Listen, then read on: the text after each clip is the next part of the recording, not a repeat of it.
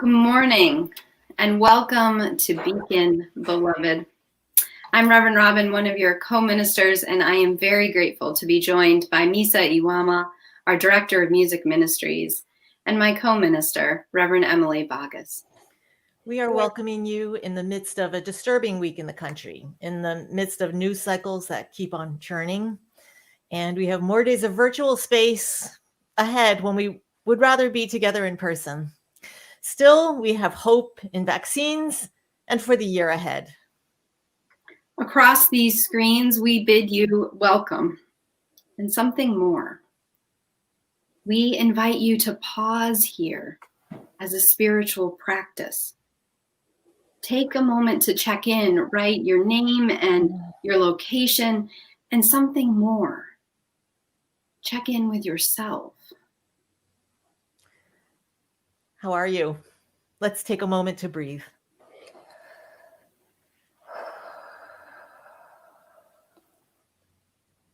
We invite you to share this service with a friend, to magnify this moment of checking in, of practice, of finding breath once more for those gifted with breath this day. We begin with the words of Aurora Levins Morales, a disabled and chronically ill community-supported writer, historian, artist, and activist. Say these words when you lie down and when you rise up, when you go out and when you return, in times of mourning and in times of joy. Inscribe them on your doorposts, embroider them on your garments, tattoo them on your shoulders, teach them to your children, your neighbors, your enemies. Recite them in your sleep, here in the cruel shadow of empire. Another world is possible. Amen. That is certainly the mantra that I heard this week when I watched the Black female community organizers in Georgia lead us to a victory. This is something that I imagine they said to themselves, another world is possible with every prayer-filled action, creating and recreating the world with each and every breath they took. So, beloved, come, you weary, heart-heavy souls. Come, you who endeavor to embody a liberating love. Come, you holding your cup of coffee for dear life. Come, you decked out in your smart suit for a virtual gathering. Come, each and all. Come into this sanctuary of memory and hope, and let us envision together in this sacred hour the world that is waiting to be born in us. Beloved, come.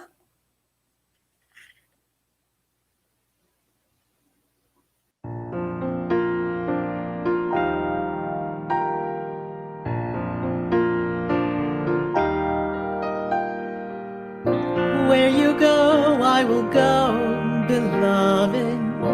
Where you go, I will go. Where you go, I will go, beloved. Where you go, I will go. And your people are my people. Your people are mine. Your people are my people. You're divine, my divine. Where you go, I will go, beloved. Where you go, I will go.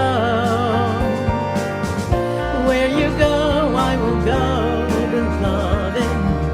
Where you go, I will go. And your people are my people. Your people are mine. Your people are my people. You're divine, my divine. You're divine, my divine. You're divine, my divine.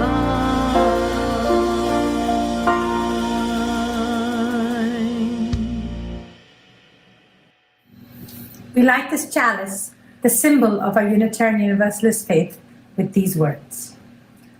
We light this chalice for the light of truth and reality, the warmth of love and compassion, and the fire of commitment and promise. We light this symbol of our faith as we gather together. How many of you have had a person who you haven't seen for a long time express how much you've grown or changed? I haven't had a haircut since the pandemic began, and it's the longest it's been since I was in 8th grade, and lots of my family are commenting and noticing. Isn't it amazing how hair grows? The whole human body is simply astounding. It can right itself in a matter of days, if not hours. It can heal, it grows, it changes. It can also get sick, but with some rest, water, and perhaps medication, it can bounce back quickly. Sometimes it might seem as if our bodies are not moving or doing anything at all. Perhaps when we are asleep it seems like this, but even though we can't see it, there is work, hard work going on, and constant movement and change. It's not work that we can always see or observe, but it is happening, and sometimes we can feel it. If it's on your skin, you can see it, like when a scab heals over, you can see the new skin cells forming as the scab heals. And our cells, our bodies are made up of cells, tiny things, and we each began as a tiny cell no bigger than a pencil point. And this tiny cell began multiplying until we had skin and hair and nails and all our body parts. And if you've had a haircut and clipped nails, we hope most of you have had this done, it's our cells multiplying. And so many of you are growing. That too is our cells multiplying and changing. So does this ever stop? Nope, not until we die. Our cells keep on dividing and multiplying, and we keep changing and evolving. In fact, some people say that every 7 years we have an entirely new body, as every cell has gone through change. From far away, it might seem like nothing is changing, but just like the friend or relative who expresses surprise at how much has changed when they see us after a long time, change is always with us and always happening. As Unitarian Universalists, observing the natural world, including our bodies, is one of the ways we find meaning. Another way in which we find meaning is to know that our experience of change is not unique to us. All things change and grow. As you move through your week, see if you can consider what is changing around you, and notice if you can see it and observe it, or if it is happening so slowly that it can't be observed. Here ends our time for all ages. Thank you, Dr. Tuli. Change is not only happening in our bodies, it is happening all around us, every single day. Here, as we shift from one year into another, as we transition more fully into the winter season, here we kindle flames as we do each week at Beacon, following the ritual begun by our ancestors in winters long ago. From the light of our chalice, we light candles to acknowledge the change happening all around us. This week, I'm wondering, beloved, as you may be too, whether there are enough candles to light for all that we have witnessed this week.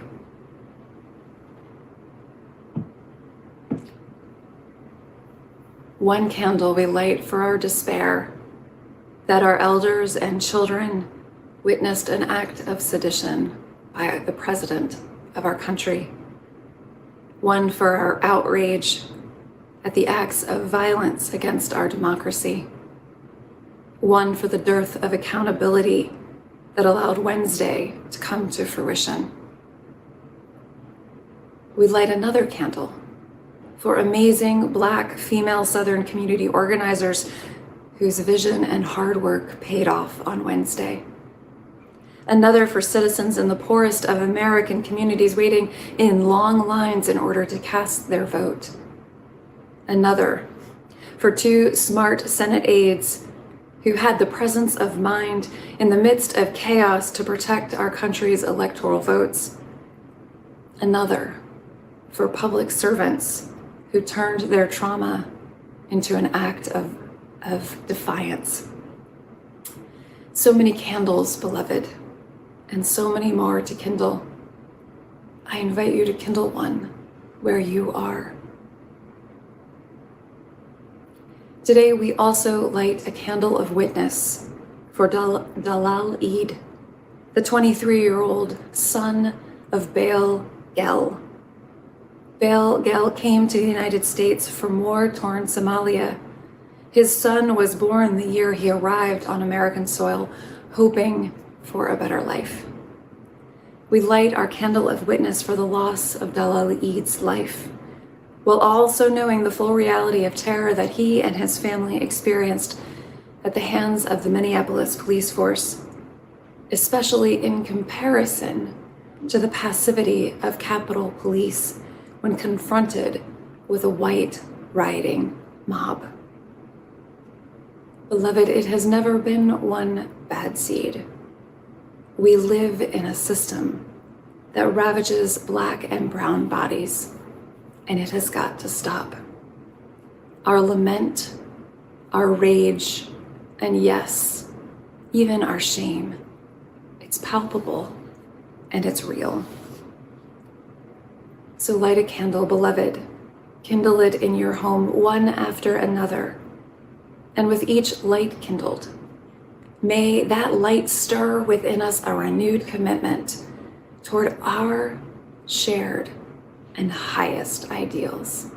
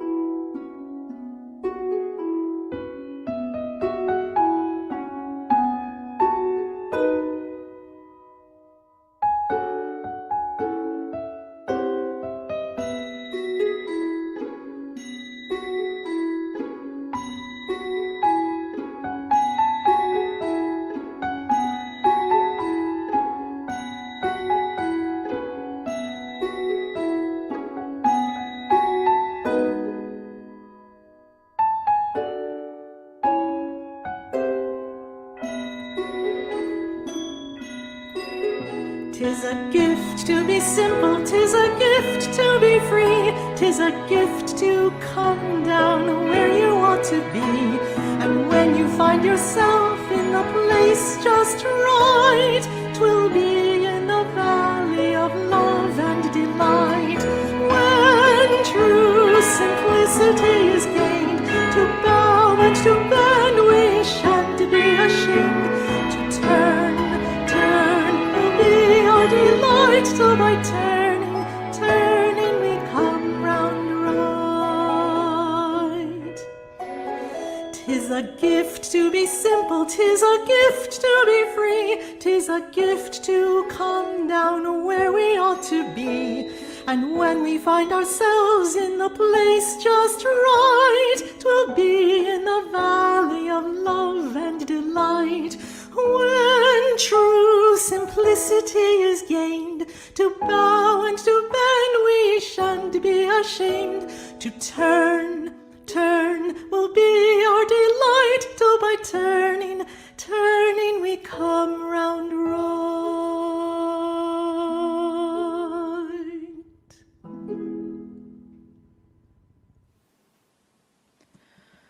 For our meditation today, we spent some time thinking about the theme for the month, balance. Balance is something that many of us strive for, and yet might feel that we cannot achieve. Balance is something that is available to us. It is the road of moderation and the middle path. As we enter this time, let us begin by settling in. First, noticing where we are in our physical bodies. If we are seated, noticing our feet on the floor, our backs fully supported if we are lying down, noticing how we are supported from head to toe. When our lives feel out of balance, one element might be taking more energy or needing to be tended to more, and so we feel off kilter. When we notice our bodies, let us pay attention to the spots that feel off kilter. Perhaps it's manifested as pain, perhaps as discomfort. Spend some time with it. As you spend time with that area, it will slowly dissipate until it almost feels like it's not there.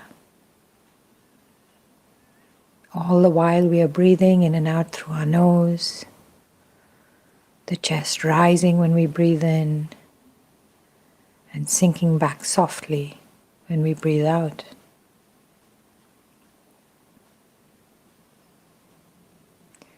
Bringing our attention to our emotional self, considering what in our life feels in balance and what feels out of balance. Perhaps our relationships, perhaps what we do for work. Whatever it is, staying with it for a few moments, paying attention to it, allowing the importance of it to be with us. Balance can be achieved and re-established with focus, with attention. And that is what we try to do. Considering the balance of our thoughts. Perhaps our thoughts are extreme and not balanced. If that is so, we observe them. We observe where the extremes are and what they are about. We bring ourselves to be present to whatever is arising. Continuing to breathe in and out through the nose, noticing the rise of the belly and the soft falling back.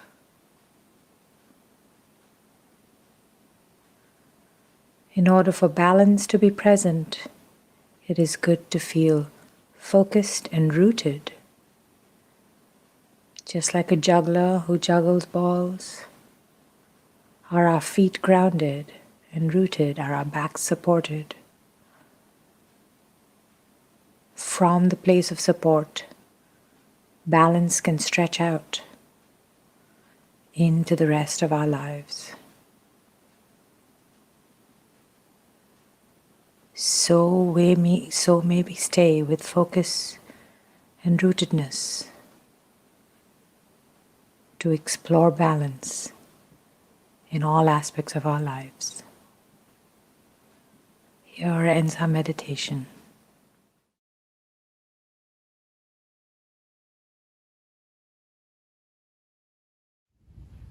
Coretta Scott King said, "The greatness of a community is most accurately measured by the compassionate actions of its members."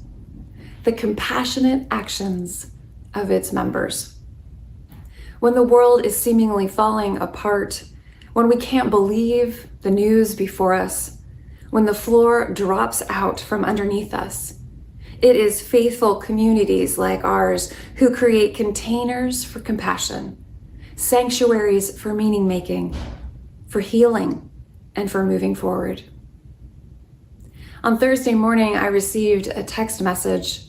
Actually, I received quite a few text messages on Wednesday and Thursday from all of you saying, "Can you believe this? Are you watching?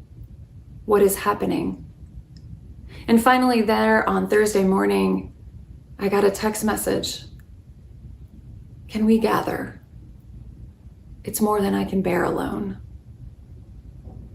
And so there on Thursday night, In the aftermath of Wednesday's rampage, Beacon, in partnership with other Unitarian Universalists, created a compassionate container, a sanctuary, this time virtual, for like-hearted people to gather and to begin to make meaning of this week's events.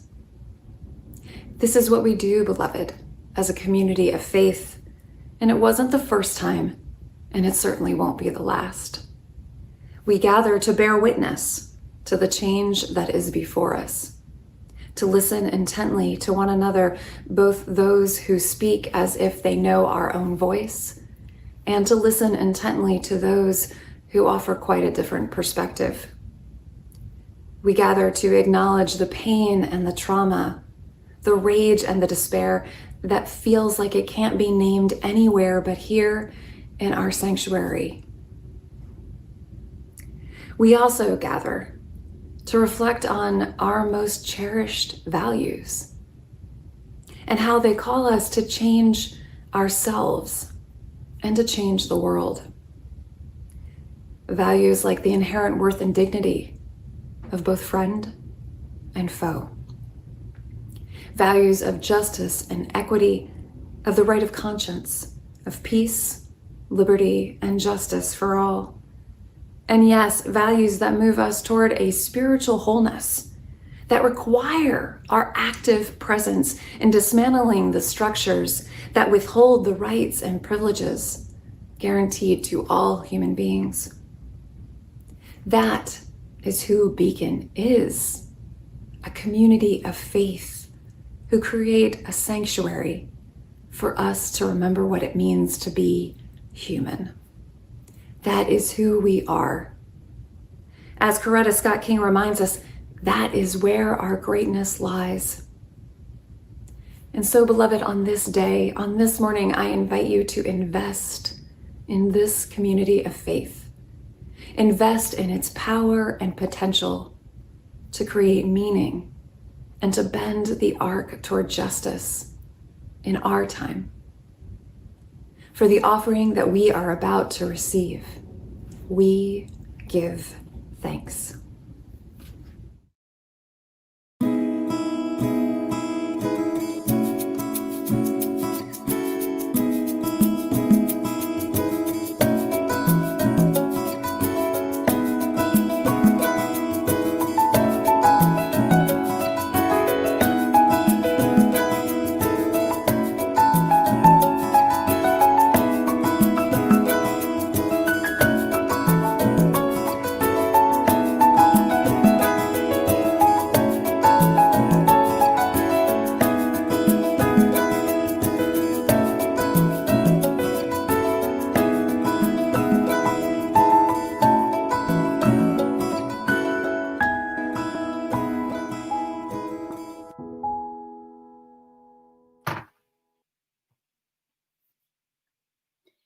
It didn't happen.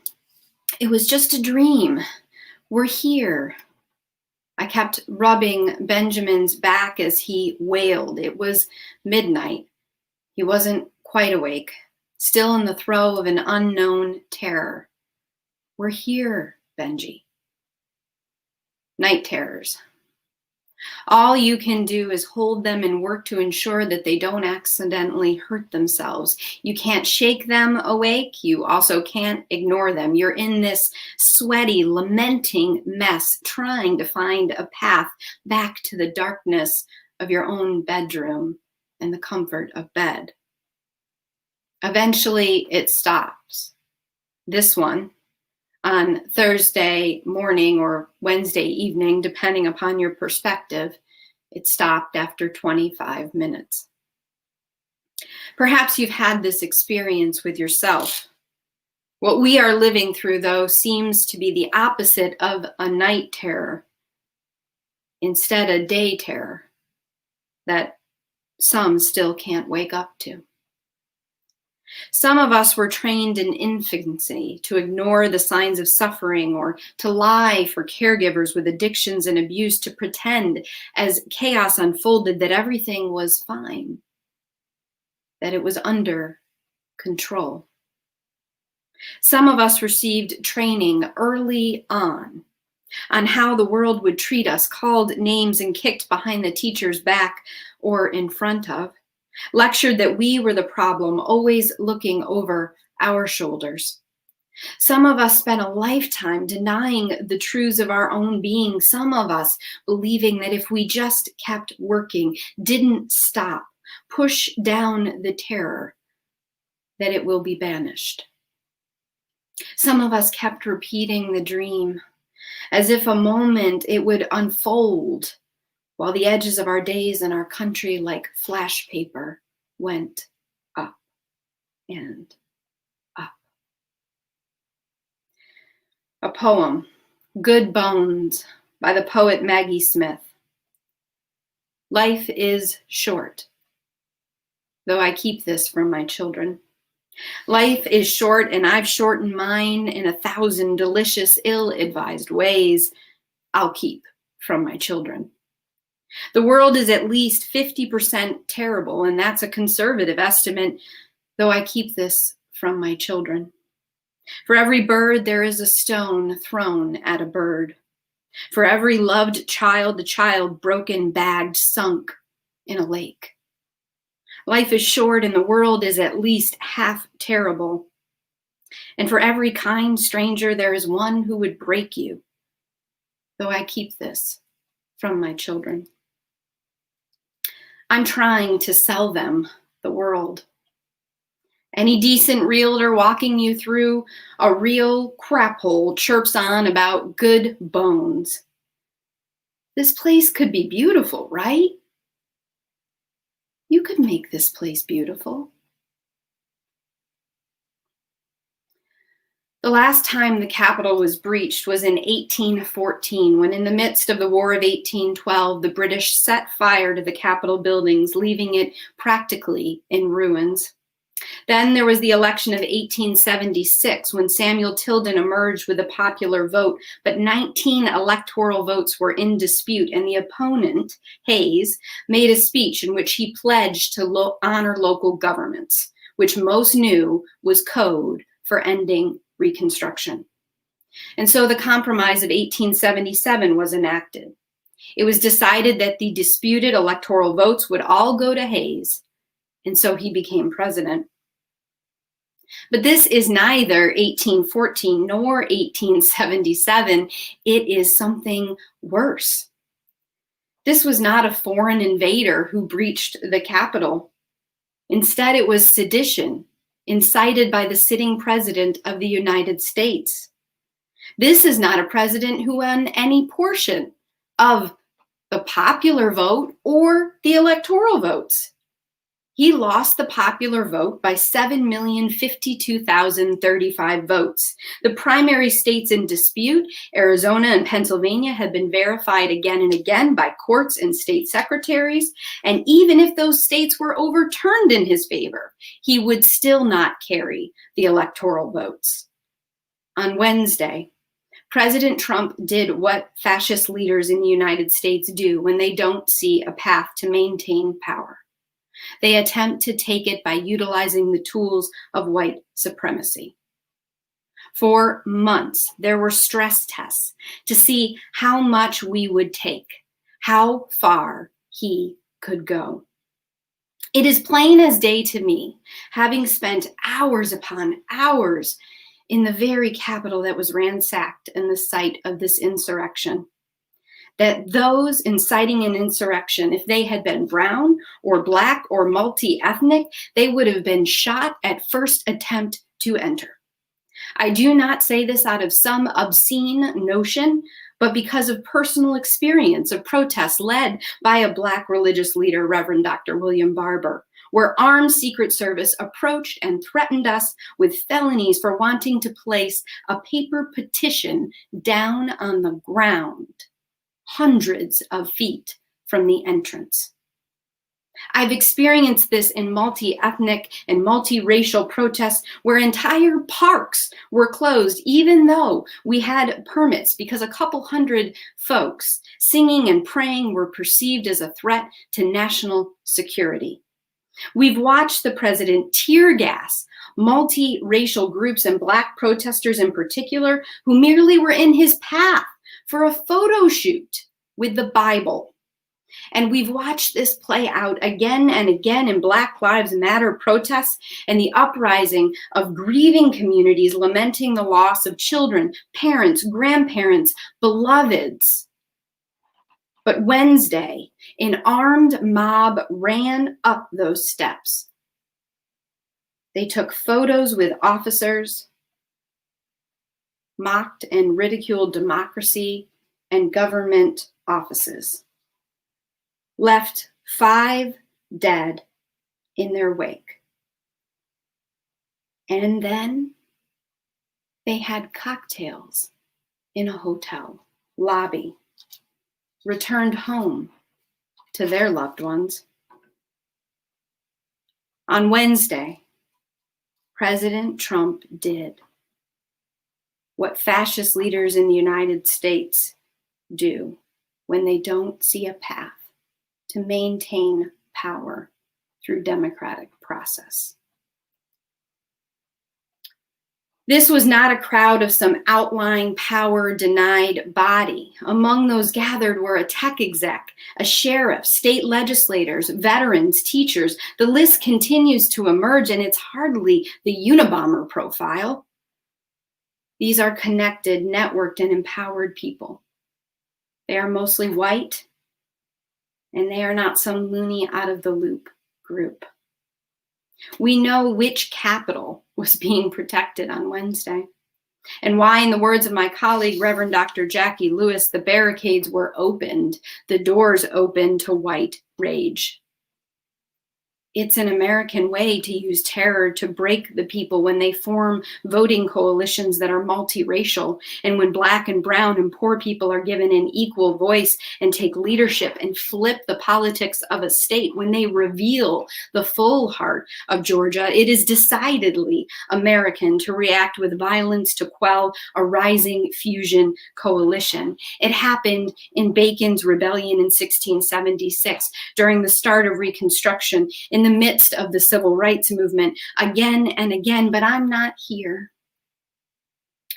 to plead the case that this is white supremacy and fascism, that this is sadly, despite the best of bones, the house we know today as the United States of America. I'm not here to plead with you, who I know are a people of hope, to believe in who we yet can be. Instead, as a theologian, as a mother, as a human, I'm here to plead with us all as we watch the country convulse and writhe and wail, as we watch white supremacy gasping, that we simply not just go on, that we not seek cheap grace and false healing. Don't talk to me about forgiving fascists who have every intention of decimating democracy if given the opportunity. That's not moral. That's not ethical. That's cheap capitalist spirituality. On Wednesday night, I was filled with rage. And so I went running deep into the night. It was very late. And I put in my earbuds and I blasted the music as I ran through my neighborhood. But while I was running, all of a sudden I started hearing this noise that sounded at odds with the very rhythm that was pulsing through my ears. Something was amiss, and I listened, and I finally pulled the earbuds out to hear geese honking, crying, wailing over my head. I stopped and I looked up. I couldn't see them. The sky was so dark, even in this northern part of New Jersey, outside New York City. I still couldn't make them out, but I heard the roar, the lament. And in my theology, voice of God and conscience saying, stop. Be still.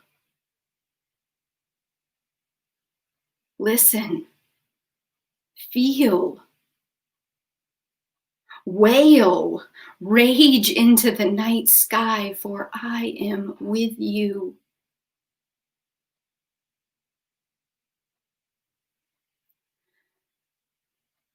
For most of the country, on Thursday morning, life went on as it has during the pandemic. As if we stop and listen to that voice, to that soul within us, as if stopping would be death. For me too, I felt the tug of checking things off, of getting them done, the soothing tone of feeling that working and tasks would solve this. My colleague, Reverend Cecilia Kingman, who has studied totalitarian regimes up close, wrote this. Here's a tender, fierce thought for you. It's not normal in most countries experiencing an insurrection for everyone to feel compelled to go about business as usual. It would be normal for activities to stop, for people to leave work in the middle of the afternoon, and before COVID to go down to the corner store and into coffee shops and pubs and one another's homes, for friends and neighbors to check in with each other, to share news and to wonder and weep and strategize and try to figure out how to explain things to the children. It's capitalism that tells us that we have to keep pushing the productivity pens, keep stuffing our feelings and adhering to the Protestant work ethic. Capitalism is a product and a tool of white supremacy systems. Part of dismantling white supremacy systems is learning how to feel our feelings, which we have been taught to avoid because they're not productive, because they are inconvenient, because they get in the way of systems and structures of oppression. If we would dismantle white supremacy and its ugly and violent offspring, white nationalism, we must feel our feelings. We must make space for grief, for anger, for confusion. Wednesday was Three Kings Day, or Epiphany in the Christian calendar. We are told that King Herod sends the kings from neighboring kingdoms to find this baby Jesus. The kings suspect, and they are right, that Herod has ill intentions. He wishes to kill this threat to his power. And so these kings spend time with the baby and family, sitting with the truth that is stirring within them, the sense that something is wrong, something is very wrong. And also noticing, perhaps in that stillness that they hold, that vigil, a turning of their own cells, as Dr. Tuli taught us. 40,000 a day. Whole new bodies. 7 years out. The quiet quaking that a new world could emerge if midwifed. If tended to. And so we are told after this tending, they take a different path home to conceal the location of Jesus, Mary, and Joseph. The Lutheran pastor Dietrich Bonhoeffer teaches that action springs not from thought, but from a readiness for responsibility. It did happen. An attempt to overthrow the government. It did happen. This is happening. And it has been happening. January 20th is no magical date that will bring a dream or normalcy any more than the election of President Obama could have fulfilled the fullness of the aspiration of beloved community. Appeasement and false healing only serve to extend white supremacy. These are not outliers. They are legislators, police, teachers, veterans, and we ridicule and dismiss them to our peril. Increased security will do nothing if the highest person in power can command a mob to ransack the Capitol when he cannot democratically retain power. And when the next day, the only accountability comes from a company that locks his social media accounts. Increased security will do nothing but protect the Capitol with 2 A's while abandoning the people. This is happening. Trust your soul. The tremors from the terror, the fear that there is more. Trust that our children are strong enough to know the truth, and better for the words to trust what they already sense. Trust what your body is telling you. Trust that we have different roles, but we are called to this moment. Some from a lifetime of terror and trauma must tend and take care. Some must put down the cogs of the work and say no, and let what wailing and lament and call might emerge to come. Some will hear in the canyons of your soul the prayers that tell us something we thought unimaginable. A heart courage that whispers with ancient wisdom of dusty roads and disobedient royalty who remind us of our responsibility. Our first promise when we took our first breath in this world. This is happening. We need you here. We are here in this terror, in this truth. This is happening, beloved. Stay here with us. Let your lament rise. Listen to the prophecy that is screaming within you. Stay here in this terrible terror and the wonder of what still can be. Get ready to be responsible together for the fate of this country. And then, from this profound prayer, this listening and learning from love, this heralding the lament and prophecy of the night sky that we cannot see, but sounds and sounds and sounds, only then can we rise and take a new path home.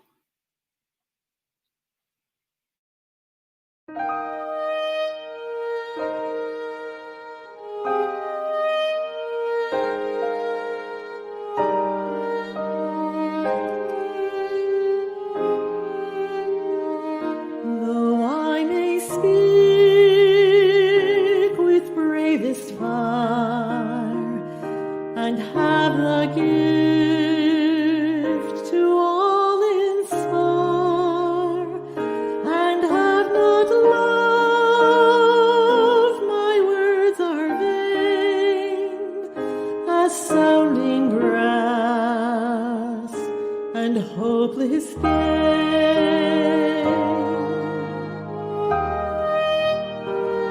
Though I may give all I possess, and striving so my love profess, but not be given my love within, the prophet soon turns strangely thin.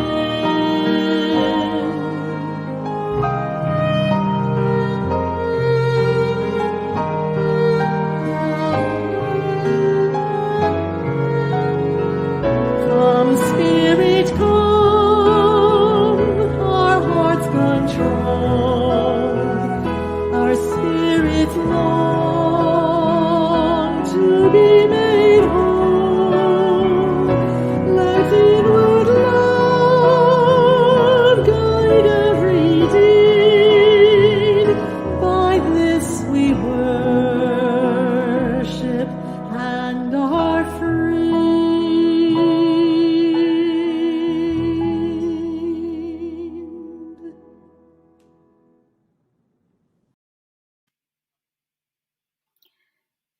Benediction. It's what I'm tasked with in this moment. It means good word, literally translated. So I want to give you these few good words. I commit to you. We began our service with the words of Aurora Levins Morales. Say these words when you lie down and when you rise up, when you go out and when you return. In times of mourning and in times of joy, inscribe them on your doorposts, embroider them on your garments, tattoo them on your shoulders, teach them to your children, your neighbors, your enemies, recite them in your sleep. Here, in the cruel shadow of empire, another world is possible. Beloved, let us live together in the world as it is, and from the great listening to the swell within us and among us, let us collectively, led by impacted and marginalized wisdom, move, yes, toward the world that is possible. Amen. Blessed be. I love you.